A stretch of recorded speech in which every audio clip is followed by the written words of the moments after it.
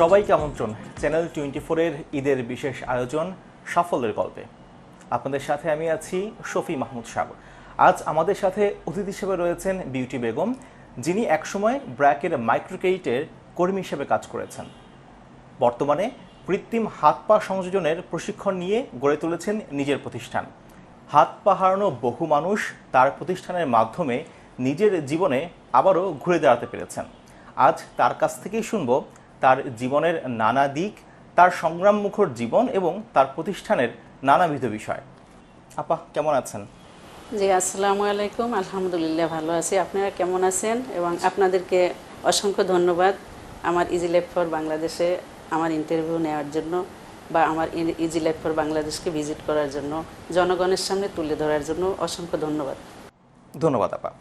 আপা, আপনি তো একসময় ব্র্যাকে কাজ করতেন, তো আসলে সেখান থেকে এই কৃত্রিম হাত পা সংযোজনের যেই এই বিষয়টিতে আসলে আপনারা কীভাবে এসেছেন সেই গল্পটা আমরা শুনতে চাচ্ছিলাম। ব্র্যাকে আমি প্রথম জয়েন করেছিলাম মাইক্রো ক্রেডিটে। ওখান থেকে আমাকে ব্র্যাকের লিম্প সেন্টারে ট্রান্সফার করা হয়। তো লিম্প সেন্টারে আমি ট্রান্সফার হয়ে এসে ওখান থেকে আমি একটা ট্রেনিং নিলাম জয়পুরে। ওই ট্রেনিংটা শেষ করে এখানে কাজ করতেছিলাম। পরে আবার 2004 সালে আমাকে উচ্চতর শিক্ষার জন্য ইন্ডিয়ার তামিলনাড়ুতে পাঠানো হয় খ্রিস্টিয়ান মেডিকেল কলেজ হসপিটালে। তো ওখানে আমি 2.5 বছরের কোর্স শেষ করে আবার ব্র্যাকে আমি কন্টিনিউ করলাম। ওখানে 5 বছর আমি কন্টিনিউ করেছি। আমার যেই পিরিয়ড পর্যন্ত ওখানে কাজ করার কথা ছিল আমি ওটা আলহামদুলিল্লাহ শেষ করে আসছি। আর আমার এই ইজি লাইফ ফর বাংলাদেশ আসলে এটা আমার আসলে ইচ্ছে ছিল না, বা এটা হতো কিনা তাও আমার জানা ছিল না, কিন্তু এটা প্রয়োজনের তাগিদে হয়েছে। এবং বিশেষ করে আমার হাজব্যান্ডের সহযোগিতায় আমার আসলে মোটেও সাহস ছিল না যে আমি একজন ব্যবসায়ী হব বা আমি এরকম একজন উদ্যোক্তা হব। তো এটার পিছনে আমার হাজব্যান্ডের বিশেষ বড় অবদান আছে। তার সহযোগিতাই আসলে আমি এটা করতে সাহস পেয়েছি। হাত পা হারানো মানুষদের জন্য কাজ করার যেই অনুপ্রেরণা, সেটি আসলে আপনার মধ্যে কিভাবে তৈরি হলো বা কোত্থেকে আসলে এরকম অনুপ্রেরণা পেয়েছেন? এটা ব্র্যাকে আমাদের লিম্প সেন্টারেই মূলত কাজ ছিল। তো ওখান থেকে আমি এই কাজগুলির উৎসাহ পেয়েছি। ওখানে আমি কাজ করেছি, এই এই এই প্রক্রিয়ায় আমি কাজ করেছি। এখানে আমাদের ইজি লাইফে যে কাজগুলি হচ্ছে ওখানেও সেই কাজগুলি হয়েছিল। তো ওখানে আমি যখন কাজ করেছিলাম, তো চাকরি তো আসলে মানুষ একটা সময় দেখা যায় যে কন্টিনিউ করতে পারে না বিভিন্ন পারিপার্শ্বিক কারণে। আমারও ওরকমের একটা সিচুয়েশন তৈরি হয়েছিল যে আমি চাকরি করতে আর পারতেছি না, কন্টিনিউ করতে পারতেছি না। তো সেক্ষেত্রে আমি ডিসকন্টিনিউ করলাম। এবং আমি যেহেতু এই লাইনে একজন প্রফেশনাল, তো সেক্ষেত্রে আমার তো ঘরে বসে থাকার আসলে কোনো মানে হয় না। তো আমার মনে হলো যে আমি যদি কিছু করি তাহলে ইনশাল্লাহ বাংলাদেশের মানুষের জন্য আমি কিছু একটা করতে পারবো, এই ভরসা নিয়ে আমি এটা শুরু করি। তো শুরুর গল্পটা আসলে খুব একটা সহজ ছিল না বা এতটা মসৃণও ছিল না। যখন একটা মানুষ কোনো কাজ নতুন শুরু করে তো সেখানে প্রচুর পরিমাণে স্ট্রাগল থাকে, প্রচুর পরিশ্রম করতে হয়। আমিও ঠিক সেরকমেরই পরিশ্রম করেছি, স্ট্রাগল করেছি, বিভিন্ন রকমের সমস্যা ফেস করে আজকে এ পর্যন্ত আমি এসে দাঁড়িয়েছি। তো আমার যথেষ্ট আমি পরিশ্রমী মানুষ, যথেষ্ট পরিশ্রম করি আমার স্বামীর সহযোগিতায়। তিনি অনেক পরিশ্রম করতেছেন, জাস্ট আমাকে সামনে রেখে তিনি এই প্রতিষ্ঠানটা দাঁড় করিয়েছেন। আমি এখানে সামনে থেকে আমার স্ক্রিনের আড়ালে আমার হাজব্যান্ড। তার গল্প আপনার কাছ থেকে আমরা শুনবো। আপনি এই যে কৃত্রিমভাবে হাত পা সংযোজনের যেই বিশেষ কাজটি, সেটিতে নিশ্চয়ই অনেক প্রশিক্ষণ দরকার হয়েছে। কোথায় কোথায় প্রশিক্ষণ নিয়েছেন এবং সেখানে আসলে আপনার অভিজ্ঞতাটা কেমন ছিল? আমি 100 দিনের ট্রেনিং করেছি জয়পুরে, ভারতের রাজস্থানের জয়পুরের শান্তকোবা দুর্লভজি মেমোরিয়াল হসপিটালে। ওখানে 100 দিনের ট্রেনিং করেছি। ওটা বেসিক ট্রেনিং। ওখানে কিভাবে কৃত্রিম হাত পা এটা সংযোজন করা হয়, তৈরি করা হয় এবং ডায়াগনোসিস কিভাবে করা হয়, এগুলি আমাদের ওখানে শেখানো হয়েছে। মানে আমাদের দেশে কোনো প্রফেশনাল তখন ছিল না, তো সেক্ষেত্রে আমাদেরকে বেসিক একটা ট্রেনিং করানো হয়েছে। বেসিক ট্রেনিং করে আমরা এগুলি করার শুরু করলাম বা করতেছিলাম। তো এরপরে দেখা যাচ্ছে যে আমাদের একটা সুযোগ এসেছিল যে আমরা একটা কোর্স, ডিপ্লোমা কোর্স করতে পারি। ওখান থেকেই আমি শিখে আসছি যে কিভাবে উদ্যোক্তা হওয়া যায় বা কিভাবে সাহসের সাথে একটা প্রোগ্রাম হাতে নেওয়া যায়। আমি ওখান থেকেই শিখে আসছি। আমি কৃতজ্ঞ ব্র্যাকের প্রতি। আপনাকে এইখানে আমি একটু জানতে চাই, সেটা হচ্ছে যে প্রতি বছর তো হাজার হাজার মানুষ যারা দুর্ঘটনায় হয়তো তার হাত পা কোনো একটা জিনিস সে আসলে তার চলে গিয়েছে, কিংবা হচ্ছে হয়তো সে কোনো একটা মারামারির মধ্যে পড়ে তার হাত পা অঙ্গহানি হয়েছে, তো তো এরকম হাজার হাজার মানুষের যদি আমরা চিন্তাভাবনা করি তাদেরকে আসলে পুনর্বাসন করব, সেটা আসলে এই তাদের জন্য কতটুকু সহজলভ্য, বিশেষ করে যাদের আসলে ইনকামটা কম, আয়টা কম, সেই দরিদ্র মানুষের জন্য আসলে এটা কতটুকু সহজলভ্য এখন পর্যন্ত বাংলাদেশে, আর এটাকে সহজলভ্য করার জন্য আসলে আপনার পরামর্শ কি থাকবে? এটা সহজলভ্য করার পরামর্শ আমি কিভাবে দিব, তো আমরা এটাকে কিভাবে করতেছি যে দেশের যারা বিত্তবান যারা আছে, তারপর কর্পোরেট লেভেলে যে অফিসগুলি আছে, বড় বড় অফিসগুলি, তাদের একটা সামাজিক দায়বদ্ধতার একটা পার্ট আছে যে তারা সমাজের জন্য কিছু করবে। এভাবে যারা এগিয়ে আসে যে গরিব মানুষদের আমরা কিছু ফ্রি দিব, তো এইভাবেই আমরা কাজগুলি করে যাচ্ছি। আমি এসিআই কোম্পানির সাথে করছি, তারা আমাদের এখান থেকে 2বার রোগীদের বিনামূল্যে পা সংযোজন করে দিয়েছেন, 3বার দেওয়া হয়েছে।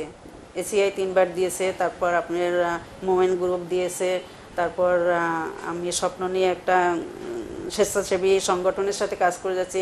তাদেরকে আমি কিভাবে দিচ্ছি, আমার কাছ থেকে যারা দান করে যে আমরা এই প্রোডাক্টটা দান করব, যখন দানের কথাটা আসে তখন আমি সেখানে এই আমার রেট থেকে আমি রিডিউস করে দিই, যে আমিও তাদের সাথে অংশ নেই, যে আমিও কমাইয়ে দিলাম দামটা যাতে সহজ হয়।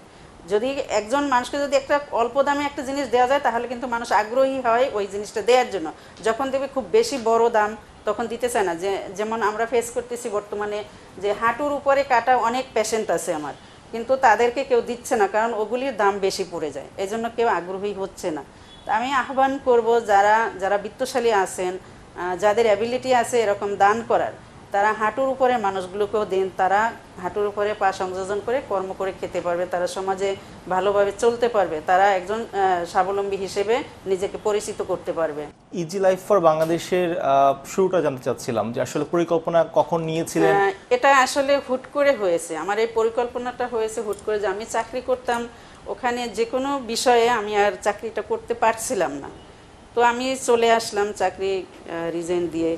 তারপরে হলো আমার চিন্তা, ওই প্রথমেই আমি বললাম যে আমার একটা চিন্তা ছিল যে আমি যেহেতু কাজ শিখছি, তো আমার এই কাজটাকে আমি প্রসার করি। নতুন একটা জিনিস আপনি যখন এস্টাবলিশ করতে যাবেন তখন আপনাকে সহজে পাবলিক এটাকে ভালোভাবে নিতে চায় না, তারা অ্যাকসেপ্ট করতে চায় না। তো তাদেরকে আমার কনভিন্স করতে অনেক কষ্ট করতে হয়েছে। আমরা দুজনে রাত দিন খেটে এই আমার ইজি লাইফ ফর বাংলাদেশকে দাঁড় করিয়েছি। অনেক ডাক্তারদের কাছে আমরা গিয়েছি, যেহেতু নামকরা প্রতিষ্ঠান আছে, বড় এনজিও আছে, সেক্ষেত্রে আমার এই নামটা একেবারেই নগণ্য। তো দেখা যাচ্ছে একজন ডাক্তারকে আমার এটা তার অন্তরে আমার এই ইজি লাইফ ফর ঢুকাই দেয়, আমাকে অনেক কষ্ট করতে হয়েছে। আমি যেন বাংলাদেশের মানুষকে সেবাটা পরিপূর্ণভাবে দিতে পারি, বিশেষ করে যারা অসহায়, যারা অসচ্ছল, তাদের জীবনে যেন আমি সচ্ছলতা ফিরিয়ে আনতে পারি, এরকমের একটা স্বপ্ন ছিল। তো আলহামদুলিল্লাহ আমি এটা আমার 22-এর দিকে, 22-এর আগে আমি হলো নিজের থেকে ছোট্ট পরিসরে, আমি পারি না, সেখান থেকেও আমি হলো আমার পত্রিকায় আসছিল প্রথম আলোতে, সেখানে আমি রুগীদের ফ্রি পা দিয়েছি। মানে তখন আমার একেবারেই ছিল না, তখনই আমি এই সাহসটা করেছি। যে কিভাবে আমি সাহস করেছি আমি জানি না, কিন্তু আমি আমার হাজব্যান্ডকে জিজ্ঞেস না করেই আমি ওনাদের সাথে যোগাযোগ করে সেই পেশেন্টকে আমি হাঁটুর উপরে কৃত্রিম পা দিয়েছি। তাদের ওই শেষ হাসিটাই আমার সফলতা। আমার কাছে মনে হয় যে আমি সফল হয়ে গেছি, আমি আমার দেশের মানুষের জন্য কিছু করতে পারছি, তারা খুব করতে পারছে। দর্শক, ঈদের বিশেষ আয়োজন সাফল্যের গল্পে নিচ্ছি ছোট্ট একটি বিরতি। বিরতির পর ফিরে এসে বিউটি বেগমের কাছ থেকে জানবো তার ভবিষ্যৎ পরিকল্পনা, তার ঈদের স্মৃতি এবং বাংলাদেশে পুনর্বাসন সেবার বাস্তবতা সম্পর্কে। চ্যানেল 24-এর সাথেই থাকুন।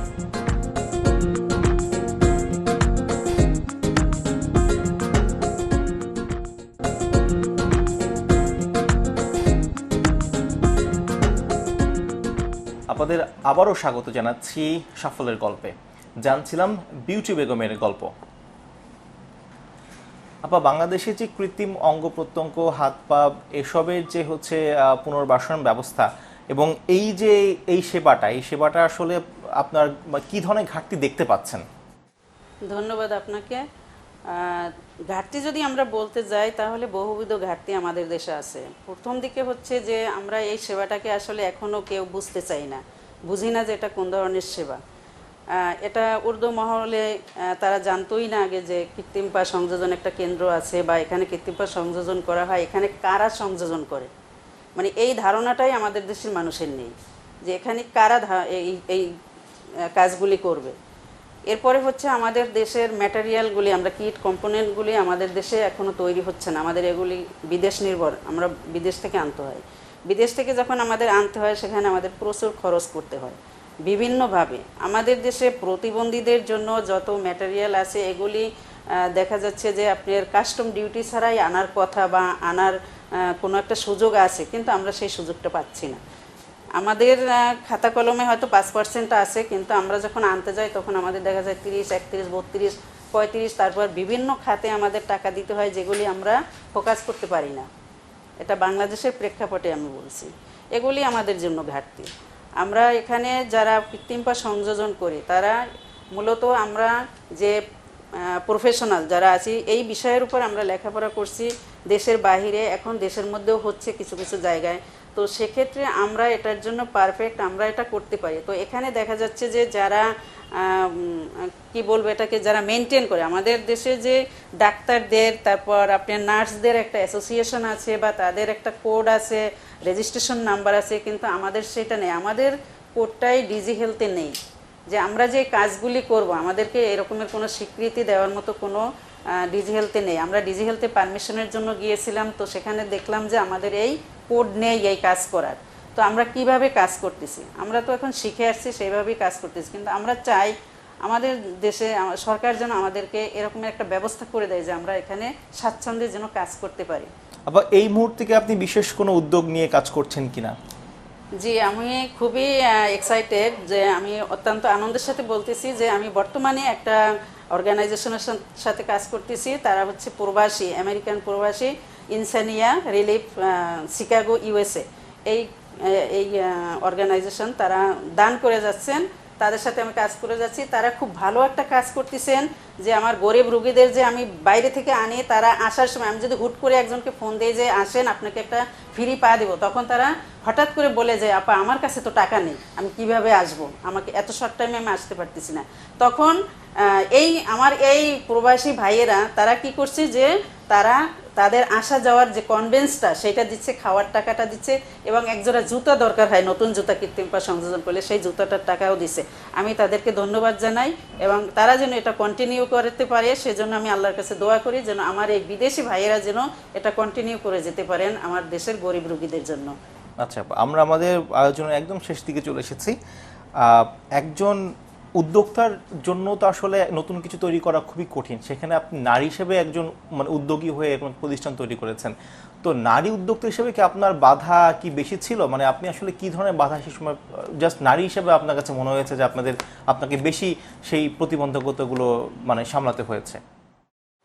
আমি নিজেকে খুব স্মার্ট বলবো না, কারণ হচ্ছে নারীদের জন্য আমাদের সমাজে নারীদের জন্য যথেষ্ট বাধা আছে। এই নারীর পিছনে যদি পুরুষের হাত না থাকে তাহলে কোনো নারী আগাতে পারবে না, এটা আমি বলি আমার অভিজ্ঞতা থেকে। এবং যারা কেউ অতিরিক্ত স্মার্ট হলে তারা বলবে যে না আমি অনেক কিছু করেছি, কিন্তু আপনারা খোঁজ নিয়ে দেখবেন বা যাদের ইতিহাস আপনারা পড়বেন দেখবেন যে তার পিছনে একজন পুরুষের হাত আছে।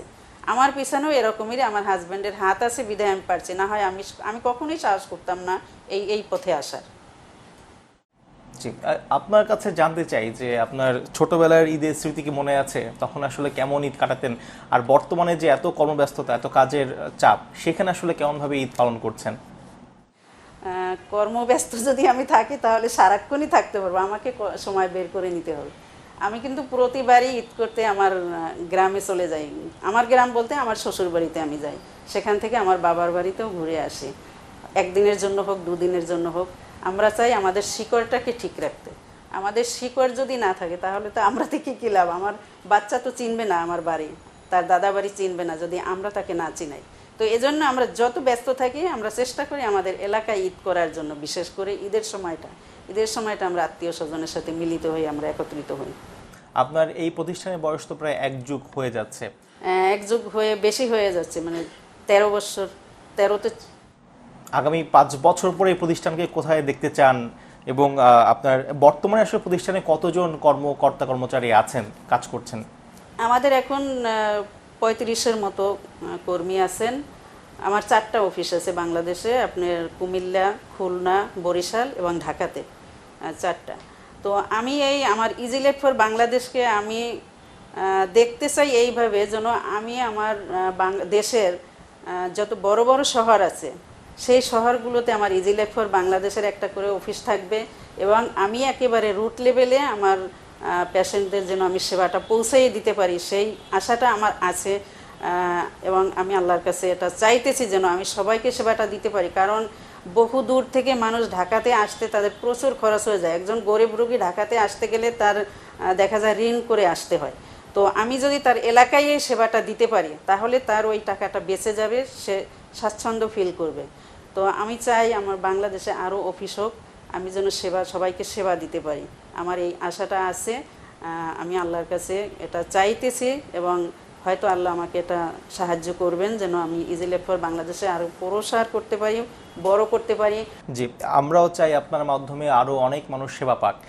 আপা, সর্বশেষ প্রশ্ন যে আপনার কাছে জানতে চাওয়া, তরুণ যে উদ্যোক্তারা রয়েছেন তারা আসলে কিভাবে কোনো একটা জিনিস উদ্যোগ শুরু করবেন, আপনার পরামর্শ কি থাকবে একজন তরুণ বা তরুণীর যারা আসলে উদ্যোগ নিচ্ছেন কোনো একটা মানবিক কাজ করবেন তাদের জন্য ছোট করে যদি আমাদের যে বলেন। কোনো কাজে উদ্যোগ নিতে হলে প্রথমে দরকার হলো সাহস। সাহস থাকতে হবে যে আমি এই কাজটা করতে পারবো। সাহস না থাকলে কখনোই এটা সম্ভব না। সাহস যদি না থাকে, আপনার টাকা পয়সাও লাগবে, সাহসও লাগবে। অনেক মানুষের টাকা আছে কিন্তু কোনো কাজ করতে পারে না।